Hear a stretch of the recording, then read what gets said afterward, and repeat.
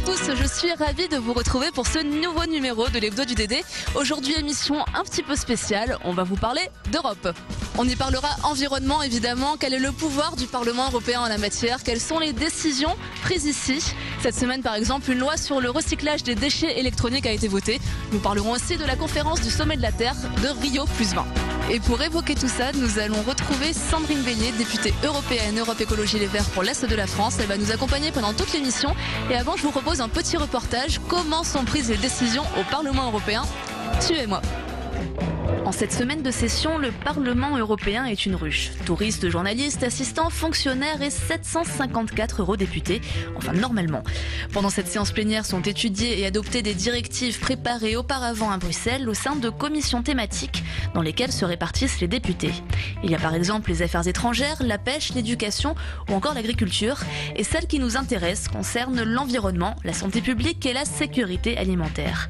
Cette commission, c'est 68 eurodéputés. On y retrouve des élus de tous les partis, de tous les pays. À l'ordre du jour de cette commission dite Envie, de nombreuses questions affectant la vie quotidienne, comme le changement climatique, la lutte contre la pollution de l'air, des sols et de l'eau, la gestion des déchets, le recyclage, mais aussi la sécurité des produits pharmaceutiques et cosmétiques, l'hygiène et la sécurité des aliments.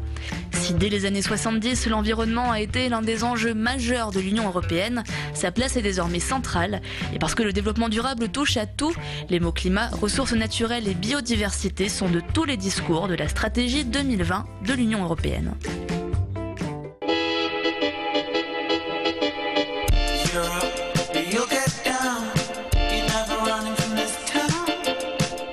Alors avec nous pour cette émission, Sandrine Bélier, députée européenne Europe Écologie Les Verts pour l'Est de la France. Vous êtes élue ici donc en Alsace également. Alors en termes d'environnement, on dit que le Parlement européen fait un peu figure de poids lourd. Il y a beaucoup de choses qui sont faites. Quel est le pouvoir un peu de cette institution ? C'est vrai, et notamment en France, qu'il y a beaucoup de réglementations protectrices de l'environnement et de la santé et des consommateurs qui ont pour origine des textes qui sont nés au Parlement européen, notamment dans la commission environnement. C'est une des plus grosses commissions, la commission environnement, c'est une des plus grosses commissions du Parlement européen, en nombre, en moyens et en sujets traités. Je pense que la dimension environnementale ne s'arrête pas aux frontières, ça fait partie des sujets qui naturellement, que ce soit dans le domaine de la protection de la nature, et puis ensuite quand on prend la dimension environnementale et économique, sur le traitement de nos déchets, sur les potentiels d'emploi durables pour demain, donc liés à l'économie verte, la bonne échelle de réflexion se fait sur l'échelle d'un territoire, d'un continent. Donc je pense que c'est une des raisons pour lesquelles les politiques environnementales, et très très tôt, dès les années 70, ont été un des enjeux majeurs de l'Union européenne. Donc on peut dire que en fait les priorités du Parlement européen en termes d'environnement touchent à toute la vie quotidienne. On parle d'économie verte, on parle de protection du climat, on parle de biodiversité. C'est vraiment tout azimut. Alors c'est vrai que vu de loin, on a l'impression que les décisions, enfin le Parlement européen ou l'Europe, c'est quelque chose qui est un petit peu en suspension. Et en réalité, non, c'est l'ensemble des décisions, des nouveaux textes qui sont adoptés touchent au quotidien des Français, au quotidien des Alsaciens. Dans les derniers textes, par exemple, qu'on a eu à discuter. Et puis à chaque fois, c'est un peu un bras de fer de savoir jusqu'où on peut aller. Mais vous voyez, quand on discute, par exemple, de nouveaux aliments, qui font partie des compétences de la commission environnement, santé publique et consommateurs. Les nouveaux aliments, c'est ce qui peut arriver dans nos assiettes demain. On a eu un gros débat sur le fait d'accepter ou non que les Européens reçoivent dans leurs assiettes de la viande clonée. C'est au Parlement européen qu'on définit les règles de ce qui va pouvoir arriver dans les assiettes des Européens. Petit détail, on va discuter des règles d'étiquetage, d'information. Je suis consommateur, citoyen, j'ai envie de savoir ce que j'achète. Ce sont des règles qui sont aussi définies au niveau du Parlement européen. Ça, c'était pour prendre des exemples les plus marquants de la vie quotidienne qui touchent à la santé, à l'alimentation, qui sont quand même des domaines clés de la vie de chacun. Alors pour être un peu dans l'actualité, aujourd'hui au Parlement on vote une directive sur la réduction des déchets électroniques. Alors je vous propose un petit sujet et puis on se retrouve juste après. Une tonne de téléphone portable, c'est plus de 300 grammes d'or et pourtant on en jette de plus en plus. Alors pour éviter de gaspiller des matières premières désormais précieuses, le Parlement européen a voté une mise à jour de la législation sur les déchets et équipements électriques et électroniques. Après plusieurs allers-retours entre les commissions, le Parlement et le Conseil européen qui représentent les États membres, un accord s'est fait autour d'objectifs ambitieux. À l'horizon 2019, c'est 65% des déchets qui devront être recyclés. En France, on récupère environ 4,5 kg de déchets par personne. C'est mieux qu'en Bulgarie avec 800 grammes ou qu'en Italie avec un peu plus de 2 kg, mais bien moins qu'en Espagne, c'est 6 kg, en Allemagne 8,6 kg ou qu'en Suède, les champions d'Europe avec leurs 15 kg par personne. Un gaspillage qui a aussi des conséquences sur l'environnement et la santé des pays en développement, où certains déchets étaient jusqu'alors envoyés en masse. Et une fois la directive publiée au journal officiel de l'UE, les 27 auront 18 mois pour transposer la directive dans leur législation nationale. Aujourd'hui donc est votée au Parlement une directive sur le recyclage, le gaspillage des déchets électroniques. Est-ce que vous pouvez me donner quelques mots? Quels sont les objectifs de cette directive? Cette question des déchets électroniques, c'est un problème nouveau. Donc c'est aussi quelque chose qu'on n'avait pas forcément anticipé. Parce qu'on pense déchets électroniques, beaucoup d'entre nous, on va dire, sont les ordinateurs, les téléphones portables. C'est vrai. C'est ça, mais c'est également parce qu'on retrouve des puces dans tout maintenant. Vous retrouvez des puces dans votre cafetière, dans votre four. Ce type de déchets a fortement augmenté sans que on réfléchisse et on pense à la filière de traitement de ces déchets qui sont très particuliers et qui posent des problèmes en termes de pollution particuliers, contrairement à des déchets alimentaires, etc. La décision qu'on va prendre aujourd'hui, ça a été difficile. Il y a eu beaucoup de débats en commission environnement entre les différents groupes politiques et la vision qu'on peut avoir des choses à faire. Alors c'est toujours sur les objectifs qu'on a du mal. Objectifs chiffrés, à quelle échéance et puis dans quelle quantité. Et aujourd'hui, à l'échelle de l'Union européenne, on a fait le constat que, en termes de ramassage spécifique, on avait un peu plus de la moitié qui est ramassé. 60%. Et quant au traitement, c'est un quart, 25-30% de ces déchets qui sont traités. Le reste est exporté dans les pays en voie de développement. Vous voyez, c'est pas une solution.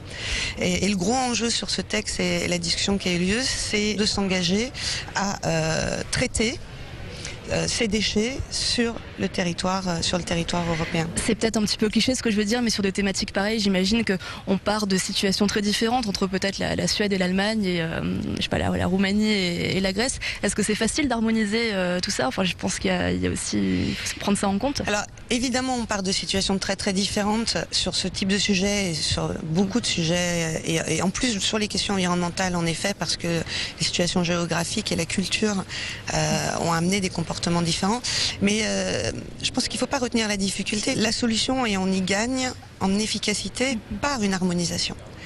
Vu qu'on n'a qu'une seule planète, en termes de pollution, ce qui est produit à quelques centaines, milliers de kilomètres, en amont ou en aval, au final, vous soyez citoyen, vous voyez, pour le dérèglement climatique par exemple, que vous soyez citoyen suédois ou citoyen espagnol ou citoyen slovaque, les répercussions, vous les vivrez de la même manière.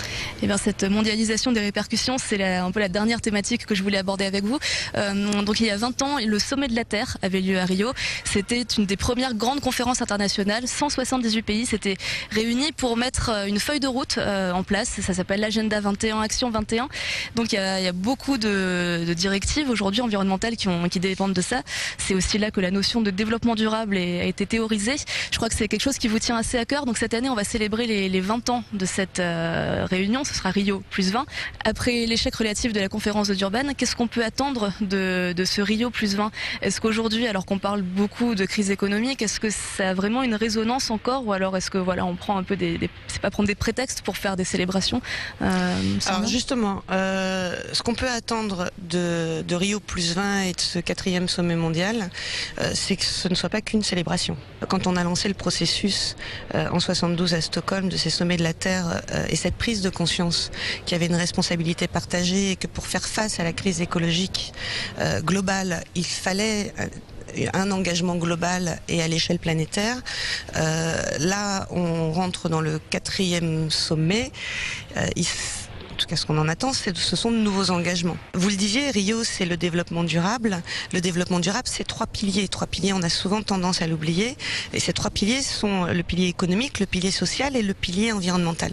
L'écologie, l'économie verte, c'est ça. C'est s'appuyer sur ces 3 piliers pour redéfinir un modèle économique qui permette d'assurer tant le bien-être, le bien-vivre et le vivre ensemble maintenant et pour demain.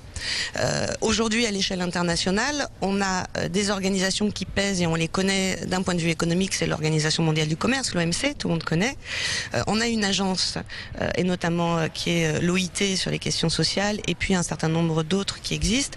Dans le domaine environnemental, ce 3e pilier, quand il s'agit de mettre en balance, et parce qu'il faut encore le faire, les impératifs purement économiques sur les vieux modèles d'hier des années 60, productivistes, et qui nous amènent là où on est aujourd'hui avec toutes les difficultés qu'on connaît, on n'a pas cette capacité à l'échelle internationale de faire peser les solutions qui concilieraient économie et environnement. Donc si on sortait de ce sommet avec cette nouvelle agence, cette nouvelle organisation indépendante et avec des moyens, ce serait symboliquement, on se dit, il se passera quelque chose à Rio en 2012.